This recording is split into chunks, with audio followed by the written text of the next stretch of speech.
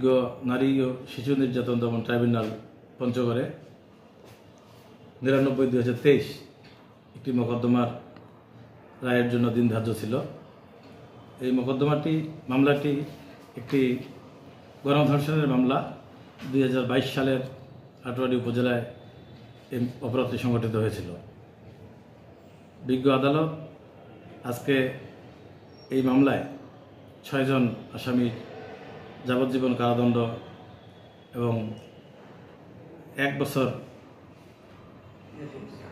1 লক্ষ টাকা জরিমানা করেছেন। অনাদায়ে 1 লক্ষ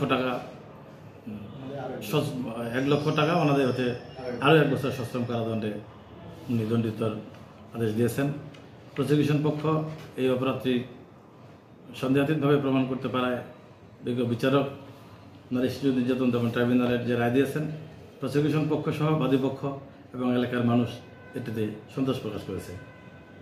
28/5/2025 তারিখ দুপুর 1:30 সময় পঞ্চগড়ের বিজ্ঞ নারী শিশু ট্রাইব্যুনালের জজ জনাব মাসুদ পারভেজ একটি গণধর্ষণ মামলায় রায় প্রদান করেছেন।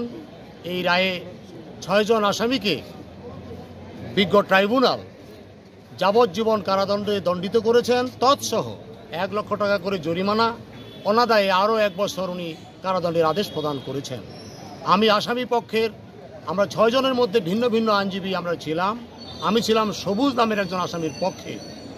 আমরা বিজ্ঞ আদালতের এই রায়ের বিরুদ্ধে উচ্চ আদালতে আপিল করব বলে আমরা সিদ্ধান্ত নিয়েছি এবং আমরা ইনশাল্লাহ উচ্চ আদালতে ন্যায় বিচার পাব। আমরা উচ্চ আদালত থেকে খালাস পাবো এবং ন্যায় বিচার পাবো।